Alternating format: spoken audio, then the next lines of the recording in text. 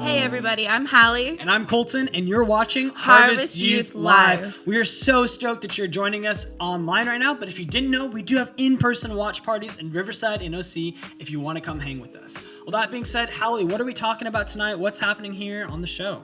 We actually have a Q&A tonight discussing what we talked about last week.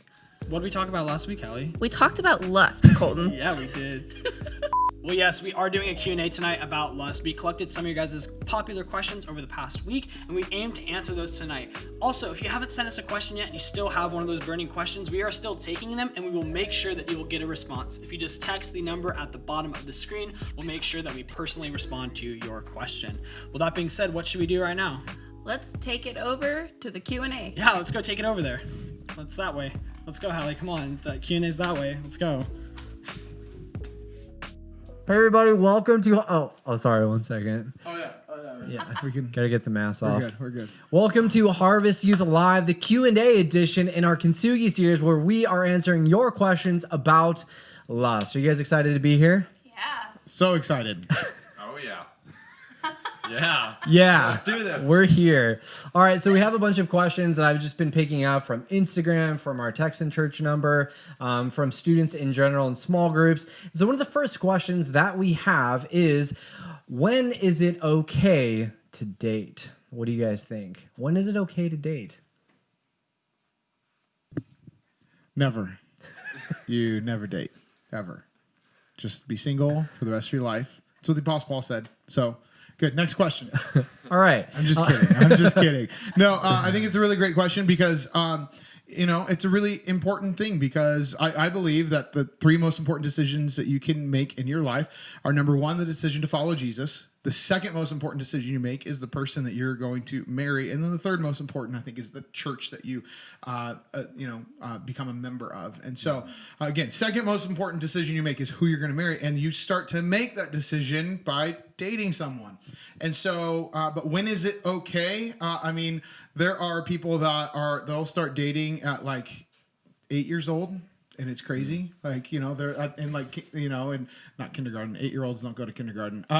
But like, in grade school, like, they have their girlfriend or boyfriend or like their little crush or whatever. But here's what I think the guideline for it is. Number one, if your parents say that it's not okay, then it's not okay.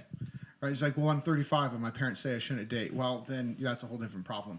But that's a problem. That is a problem. But for real though, if you're in junior high or high school and your parents are saying like, hey, no, I don't think it's good for you to date right now, then honor that. The Bible tells us that we are to honor our father and our mother. Secondly, if your parents are like all for it and like, yeah, you can date, that's totally fine. Here's, I think, a bit of advice that was given to me that I think is really wise is probably like, don't start dating until you are within at least a couple years of the possibility of getting married. Right. So if you start dating when you're like 14 years old, then it's going to be 4 years before you can marry that person. And so I just don't think there's a lot of wisdom in that. I think, make sure that you're within, because fighting off sexual temptation is kind of like fighting gravity, right? It's really, really hard. It's really difficult. And the longer you are with someone, the more likely you are to give in to sexual temptation with them. And so, again, what do we know about God's will for our lives? Flee youthful lust. Flee youthful lust. But he says this is God's will for your life. Your sanctification, that you abstain from sexual immorality. Totally. And so super important that I think you just wait. And I mean, does it hurt to wait? Does it hurt to wait dating? No. I don't think so. No. And think about this. How many friendships have we sacrificed on the altar of dating someone because we're so laser focused on the person that we're dating, And so, again, utilize the time that you have now as a single person to pursue the Lord, to build good friendships, and go that way. I will say this, though, that Chris's little cousin Opaline, she's 8 years old, and she immediately said that I'm married to her somehow. So that was her husband, which was like really funny. She's like, this is my husband, Wes. I was like, what? Don't do it that way either, people. No, I think that's a great answer. Next question that we have is, when is crushing on someone too far? Like, how far is too far? What do you guys think?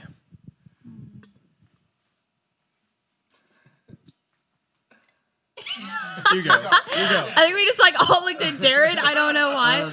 But well, I would say like when is crushing on someone too far? I'd say when it starts to like completely consume your thoughts, it's too far. Like if you find yourself waking up in the morning and you're like, I'm thinking about this person, and you're like trying to go to bed and you don't know what to think about, and you're thinking about them again, it's probably too far. I think that they're becoming that number one spot in your life, which means it's too far, because if they're taking up that much of your time and you're willing to put them before Christ, like odds are they're not even the right person for you, because that right person will have you put God before themselves. Yeah, if they're becoming an idol, because idols can be anything. Mm-hmm. And if you're just every day waking up and you're focusing more on them, and you see that like your grades start to drop, or you see that it's just becomes unhealthy, and like even your friends are like, bro, you gotta chill out, kind of like, maybe that's the sign that you're going a little too far on somebody. Yeah. And don't Instagram stalk or Facebook stalk. That's weird. Oh, you're gonna say something? No. Oh, okay. No, I definitely agree with that. Don't stalk people on Instagram or Facebook or Twitter or Pinterest. They do it all.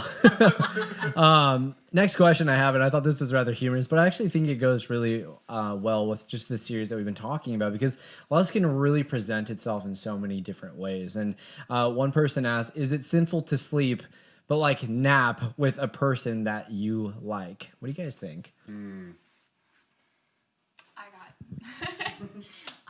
So like right away, like I see the purity in your thought about it. It's like, hey, we're just taking a nap, like we're tired, right?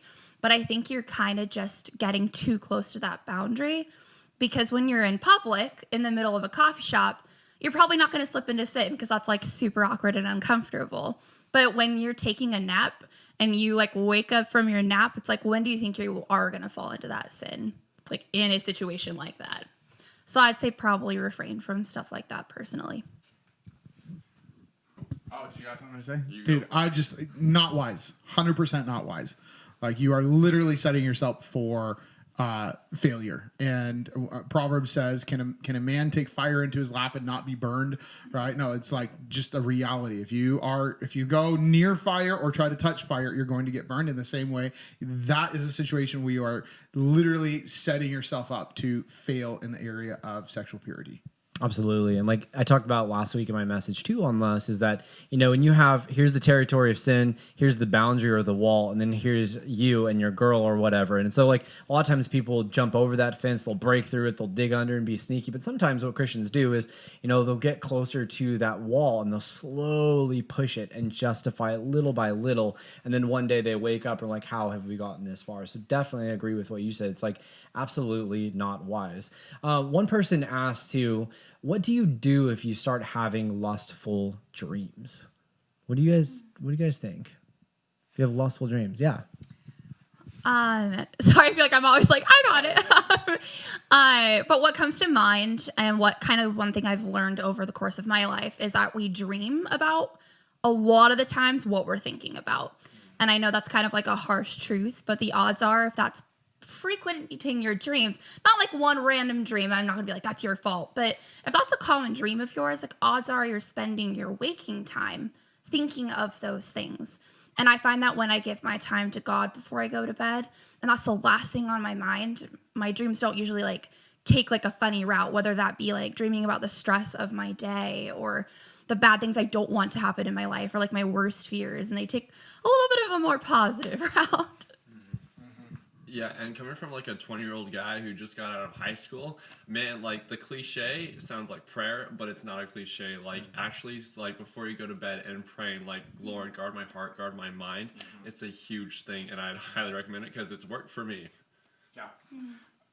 Philippians chapter 4, verse 8 says, finally, brothers, whatever is true, whatever is honorable, whatever is just, whatever is pure, whatever is lovely, whatever is commendable, if there's any excellence, if there's anything worthy of praise, think about these things. And to Krista's point, we typically dream about the things that are on our mind, the moments before we go to sleep. And so, again, like, set your mind on things above. Yeah. That's what Scripture tells us. Keep your mind on the things of the Lord, and I think that will go a long way in helping that. Yeah, and I think too, knowing that our fantasies can be sinful too. A lot of times people think like there's this one dude who's like, is it wrong if I like snuggle up with my pillow and think it's this famous actress? And I was like, yes, because you're lusting after that idea and kind of bringing them in the bedroom. And granted, they're not there, but it's within the heart, it's within the mind. And lust is a very, comes from the heart, comes from our sinful nature. Yeah, totally. I mean, and that was the point that Jesus made, right? Mm-hmm. When he redefined in Matthew chapter 5, what adultery or sexual sin looks like, right? If he said that if you even look at a woman with lustful intent, that you are guilty of the sin of adultery. And so what happens in the mind has consequences. You can literally think sinful thoughts that are against God and against his will and against his ways. And so, again, that's why, that Philippians 4:8 verse, I think, is so powerful. He's just saying, hey, this is the things you need to be thinking about and keeping your mind on. Mm-hmm. And all this is kind of an answer to another question when someone asked, how do I let go or move on from lustful desires and sins? And I think it comes by, letting go of that sinful desire, but then holding on to God. We always hear that phrase like, let go and let God, but rather it's like, grab onto God with all your heart, soul, mind, and strength. Like grab on and don't let him go. So that means, like you were saying, like praying and reading scriptures, pouring wisdom and truth into your life. Because the more educated you are with God's word and his truth, it's like that's going to help take preventative measures to not giving in, to actually then letting go of God and then grabbing back onto lust. And so when we're holding on to God, then we're not going to be so inclined to hold on, to grab onto sin right after. Yeah. And just know that you're not walking in alone. Like, come up to a friend or one of us and just like ask for prayer, because like we may forget to fall asleep, or we may forget to pray before we fall asleep. But know that having other people praying for you is huge. Yeah. And I think another thing just about like the sin of lust, we need to remember that it is a symptom, right? For example, right, if you go to the doctor and you have, really severe symptoms, maybe it's like, a really bad stomach ache, and your doctor prescribes you like Pepto-Bismol. Just take some Pepto-Bismol, you'll be fine. You take it, helps a little bit, but it doesn't go away. Later on, you find out that maybe you had like cancer in your stomach, right? Did the doctor do the right thing?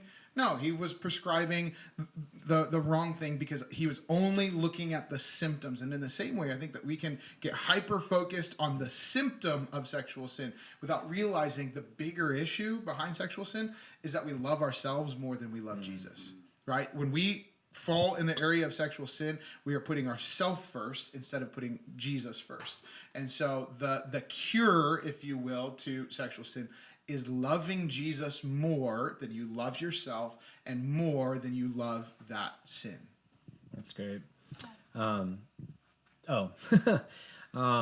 of a lighthearted question. What is the worst piece of advice that you guys have ever gotten on dating? I feel like Jared would have a really good answer for this question. Probably. Do tell, Jared. They said you have the gift of singleness. Who told you this? Was it a girl that you asked out? It was actually my mom. Just joking. No. That's funny. You have the gift of singleness. Oh, yeah. Yeah. I think one of the, like, on a more serious note, Jared, I hope people aren't telling you have the gift of singleness. It was a joke. But one piece of advice I've heard quite a few times is that you have to date around to know who you want to be with. And I just want to say, like, I understand how it's easy to believe that and start to get that in your head, like, oh, yeah, you're right. Like, when you hear it all the time, I need to, because how am I ever going to know who I want to be with if I don't try to date lots of people? But coming from someone who, like, literally married the first person I dated, if you're putting God first in that relationship and deciding to, like, walk in him with that person, it's a choice. Like, I will choose to love Weston forever. Like, it's not like I'm gonna wake up one day and say, oh man, like, I don't want to be married to you anymore. I should have dated around. I would have known that. But like, I know that I made that commitment and that covenant before God to put him first. So I find myself waking up being super glad I married you. Thanks. Aww. I was going to say like two things to add on to that is I've heard like find the right person, but instead it's about being the right person and focusing on your own relationship with God, and not even finding necessarily a person, but finding Jesus Christ, and like having that relationship with him, because that's going to help you to be the better person for that significant other in your life. And I think one thing that we can have assurance and hope for is that, hey, if you like long to, have a wife or to have a husband one day, then it's like, just start praying for that person, not like fantasizing about them, but like praying for them, and then start being the right person and, checking off everything that you could be, so that, when God does put that his son or his daughter in front of you, it's like, then you'll be equipped and ready to actually get involved into a deeper relationship. Because like, I think a lot of people just want a girlfriend, or they want a title, they want a lot of things from a relationship, but really it's, there's a lot of work to it. Like, there's a lot of effort that you have to put into it. And so when you are the right person, it's like, you're going to be able to move comfortably, in that relationship. And, yeah, sick. I'll say something that you can edit this out if you don't like it, but can we get away from the idea of the one, please? Oh, yeah. I think that is so honestly damaging to a lot of people that are dating, and it's all about finding the one, right? And kind of like to your point, it's like people say, instead of finding the one, be the one. That's another way of saying what the idea that you were communicating, and I think that that's just so valuable, because it's like, when you're going after the one, you create this like long list of things of like non-negotiables, and basically you're trying to find perfection in someone, but the only person you're ever going to find perfection in is Jesus. And so again, I think that's where we need to not like, it's not about lowering your standards. It's not about like settling or anything like that, but it's about really trying to focus on Jesus and make Jesus number one. And, you know, this happened with me, and I think it happened with you guys. It's like, here's what happens. You put your head down and do the work that the Lord has put in front of you to do. And maybe one day you're going to look up and someone's going to be alongside you, and it just makes sense and it works. And it's that you know, that someone that the Lord has brought. And is it the one? Maybe. But if you commit to that person, guess what? Once you marry that person, they are the one, regardless of what the issue was beforehand, right? Because you're committing to that person for life. That's what marriage is. Yeah.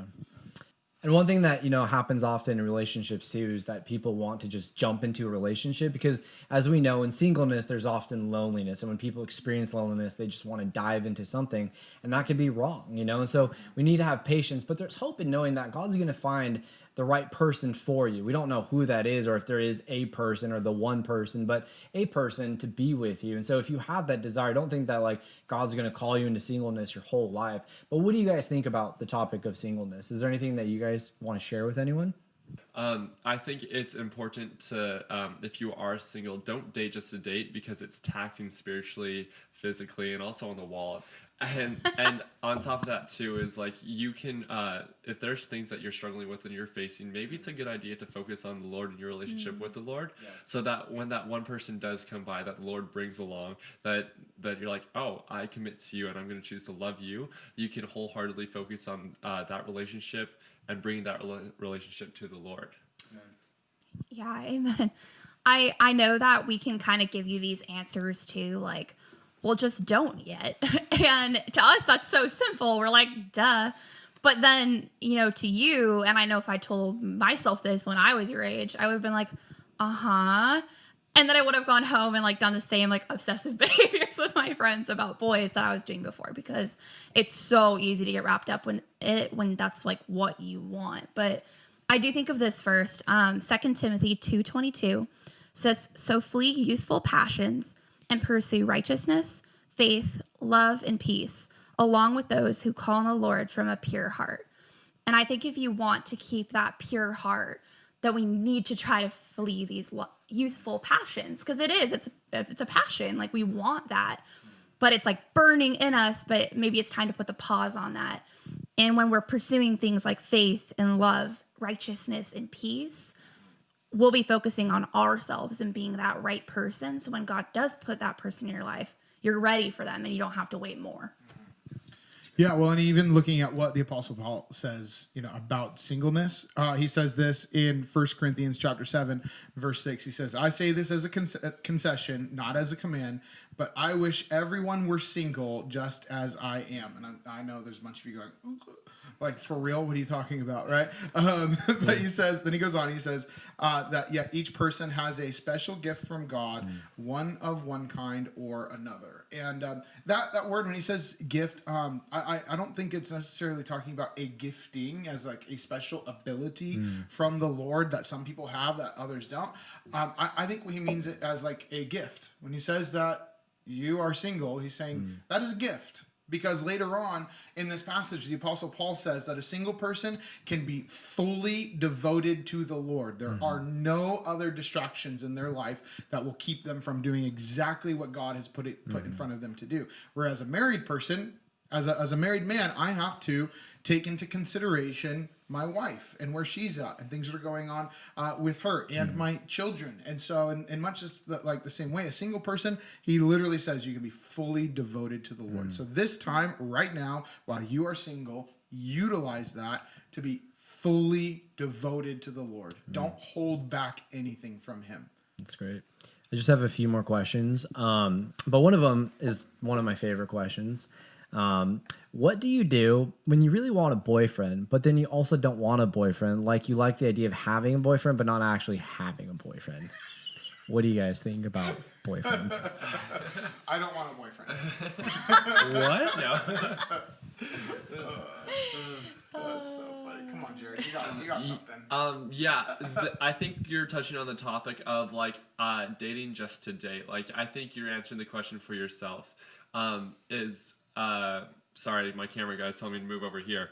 Okay, so I think you're talking on the topic of dating just to date, and I think you answered your own question. I think you think the appealing of, I think you're thinking that to date is appealing, and in some aspects it is. But I think if you, just take a step back and be real with yourself and think, am I really ready to date? I'm in high school. I have a lot of tests and I have to think about maybe moving, going to college or starting a job or starting a career. Maybe that's not the best idea. If I were to give advice, I would say hang out with your friends, spend some time with the Lord.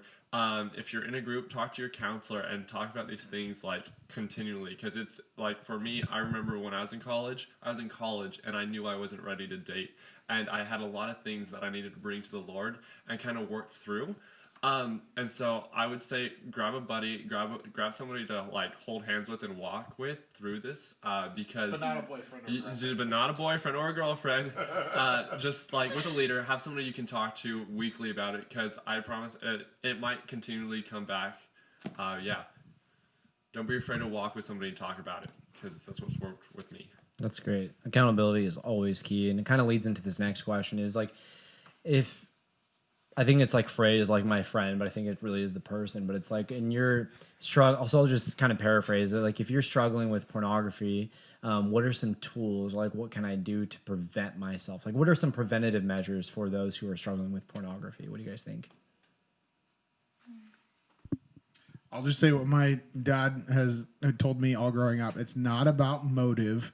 It's about opportunity, right? You could have the best motives in the world, but if you keep giving yourself opportunity to sin, like I said, fighting sexual sin is like fighting gravity. Eventually, you will give in, right? And so what that means is in order to fight that, you need to stop giving yourself opportunity. If you find there is a particular place, particular time, particular way in which you are falling into that sin, then don't go to that place.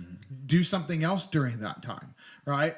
Don't do the same patterns over and over again, expecting a different result, right?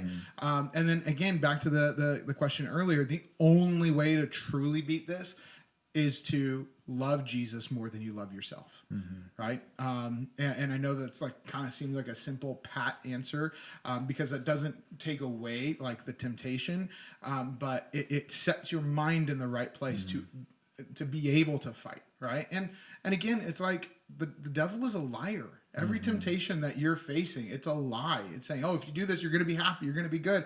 But then you give in and you feel miserable and not happy. And so, again, I think it's loving Jesus more than you love yourself and stop giving yourself opportunity. I think another lie that Satan uses in things like this, in this like struggle of sin, especially like an addictive sin, is that like you're going to be permanently stuck. Like he puts it in your mind that like whatever you're struggling with, whether it be pornography or something else, is that like this is going to be your struggle forever. Like you struggle with that. And that's not true. Like it is absolutely a breakable sin. And I think that what the best thing you can do is to get more voices in your life that are saying that is not an unbreakable sin. Like more people that know that you're struggling with that can be that accountability in your life to be like, hey bro, like, hey girl, like, did you look at that again? Like, let's talk about it. Like, let's work on your heart together. Yeah, and we see, like, in the Bible, a story about David and Bathsheba, a king, and, like, in this story, it says in the Bible, literally, and, like, this, like, during this time, the kings would go off to war, and David didn't. He sent his homie out to go do it, and so he was kind of, like, chilling by himself, and, like, he was walking on the roof, and he sees this woman bathing, and he's like, I think if we find ourselves just alone, not doing anything, just twiddling our thumbs, like, bored, like maybe just go out with a homie, hang out. If you're gonna do something, go out in like public and just keep yourself accountable. And even like last week when we talked about Potiphar's wife, it's like there's the one sentence, the one verse in there, it talks about how he walked into the room alone, and that's when Potiphar's wife was just like waiting in ambush, you know, and that's like often what happens. But when you're around people, like there's less opportunity to be able to do those things, because the motive, unfortunately, is part of our sinful nature. You know, we're always going to struggle with those things, but we can utilize, you know, our we can take those things and create something beautiful out of, like in marriage, or like in, learning how to die to oneself and talking it through with other brothers and sisters. So yeah, I think those are all like great answers. But accountability is so huge with the Lord and with his children as well, and finding good accountability, again, his children, not just like Steve from the streets who will give you worldly advice. You know what I mean? So this one's a little bit heavy. This is our second to last question, but someone writes that I have been struggling with same-sex attraction. How do I deal with this, and is it wrong? And if it is wrong, why? The first thing that comes to my mind is that the idea of being attracted to the same sex in itself is not a sin. It's just a thought. But when you take those thoughts and you act upon them, or you start to dwell on them, like you're thinking about them all the time, you won't let it go, I think that's kind of when it starts to fall into sin. So I'd say, obviously, you're saying you struggle with it. Like, you recognize that this is not God's plan for you. Keep going. Like, keep pressing forward. Focus, like Adam said, like Jared said, like Weston said, on Christ and like who he's calling you to be. And he'll straighten out the rest of the things in your life. I'd say it's no different than the person that's attracted to the opposite sex who's struggling with lust and temptation to act upon that physical activities. It's all sin. It's all a struggle. We're all dealing with it in some aspect. So I'd say focus on Christ, keep moving forward, and he'll straighten out the rest. Yeah, this is such a hard topic because it really comes down to, and this is the way that the argument is framed a lot, is, well, how come I can't love whoever I want to love, right? And that's a really, let's just be honest, that's an honest question, right? But what we have to keep in mind and keep understanding is that we have a creator who designed us for a purpose, right? Now, what has happened since God created and since God designed is that sin has come in and wrecked so much of God's good design. I mean, we know that in Genesis chapter 2, when God came to the end of creation, he said, it is very good. And when I think God calls something very good, it's probably pretty good, right? I don't think it can be improved upon, right? But then in chapter 3, sin came in, wrecked everything. It wrecked our relationship with God. It wrecked our relationships with one another. And that has just really done a number on us in so many different ways. And it has really wrecked sexuality. And so right now there's so many people that are struggling through these things and fighting and trying to figure out, okay, like, what is going on with me, and dealing with same-sex attraction and all that. And like Krista said, like, being attracted to someone of the same sex in and of itself is not a sin. It's acting on the thought or giving into lustful thoughts or desires. That then is where it becomes a sin in much the same way. So what do you do with that? You have to surrender it to the Lord, right? And then, you may ask, well, what if this is the way I am for the rest of my life? Or what if I'm attracted to the same sex for the rest of my life? I think that God answers that in his word pretty clearly, right? The Bible says that those who are not married should remain abstinent. And like we talked about singleness, we stay single so that we can be solely focused on the Lord, right? And I think what we do is we think too much about this life and not enough about the life to come, right? If you devote yourself to follow after the Lord, maybe you're a person, you're struggling with same-sex attraction, and maybe that never goes away, then I would say this, that God's call on your life is to be solely focused on him. And I'll guarantee you this, God is not, you're not going to be gypped in the life to come because you sacrificed for the Lord and made the Lord number one in the life you have here on earth. The blessings that you're going to receive on the other side far outweigh the good that you think you may be missing out on here on earth. Does that make sense? Yeah, absolutely. And I think all of us, we suffer in different ways, and I always think of Paul when 3 times he asked God to remove the thorn in his flesh, and God said, my grace is sufficient for you. And understanding too that God is sufficient for us is a really hard thing to grapple in our relationship with him. And I love your point too of what you're saying about that future mindedness is that, our sexuality does not define your identity. Yeah. And I think that's a big thing that's really confusing in the world in which we live. But what we need to be identified first and foremost is that we are a child of God. Because when you know that that is your true identity, that's what God intended it for, as that perfect identity, then all of a sudden we realize that it doesn't matter if I have another person, because the only one that I really truly need to satisfy me is Jesus. Not another human being, not another philosophy, not another emotion or feeling, but truly Christ alone. I think when you grasp onto that and you really understand it, the more you start to realize, like, I don't need anything else, and it's contentment. And like, that is like the key right there to having a satisfactory life. Yeah. So I have one last question. Is it considered a date if your parents drop you off? That's called a play date.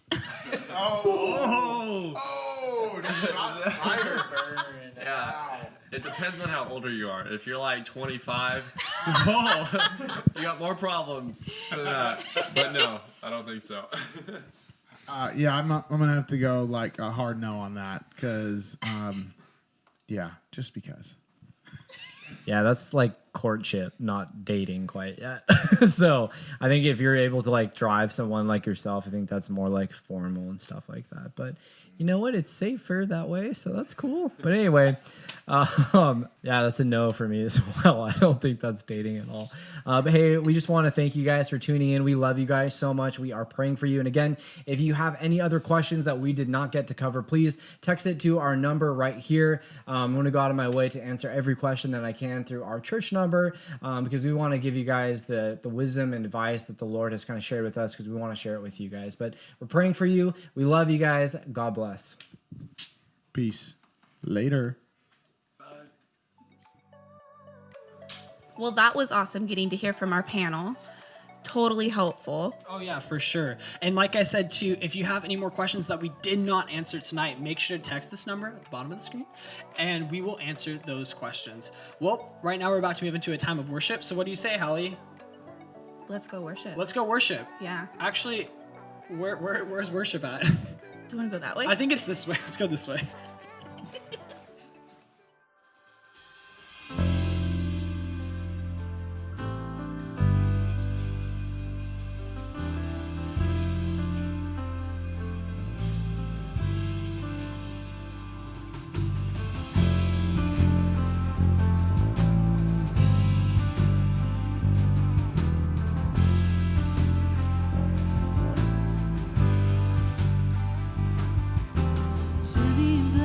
Set me in place, till it's all that I know. Set me in place, so I'll never grow cold. Set me in place, till it's all that I know. Set me in place, so I'll never grow cold. Breathe, come and breathe on the coals of my heart. Let your fire start. Breathe, come and breathe on the coals of my heart. Keep me burning. Breathe, come and breathe on the coals of my heart. Let your fire start. Breathe, come and breathe on the coals of my heart. Oh yeah.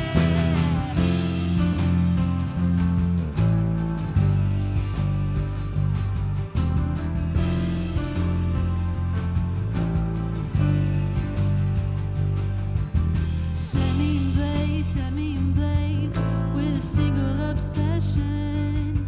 Oh, set me in place with an endless passion. Oh, yeah, set me in place with a single obsession. Set me in place with an endless passion.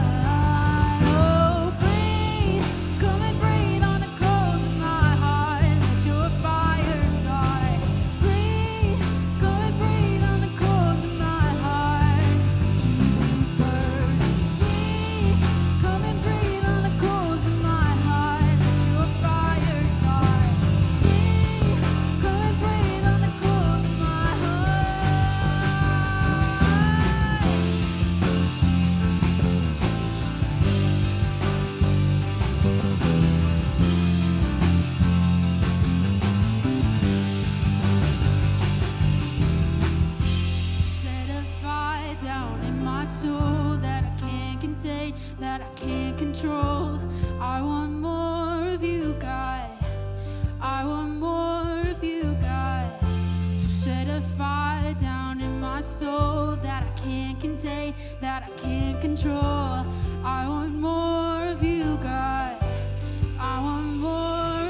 God. I want more, I want more, I want more, I want more, I want more. So won't you pour it out? I want more, I want more, I want more, I want more, I want more, I want more. So won't you pour it out? Oh, breathe, come and breathe on the coals of my heart. Let your fire start. Breathe, come and breathe on the coals of my heart. Burning, breathe, come and breathe on the coals of my heart. Let your fire start. Breathe, come and breathe on the coals of my heart.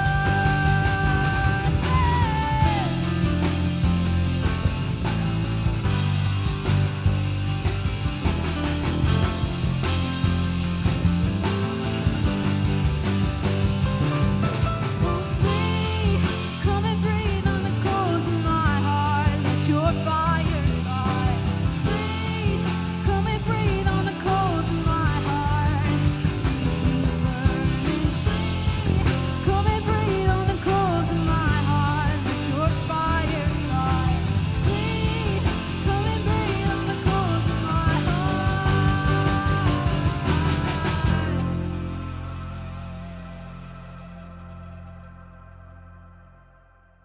Well, that was an awesome time of reflection and worship. Don't you think, Colton? Yeah, for sure. And also, just want to let you guys know, if you want another way to just find accountability or to ask more questions, a small group is a great way to do that. And so if you want to join a group, it's super simple. Just text group to the number at the bottom of the screen. Well, that being said, Hallie, do you want to go to the future? Of course I do. Okay, wait, actually I just realized something. The future belongs Belongs to to youth.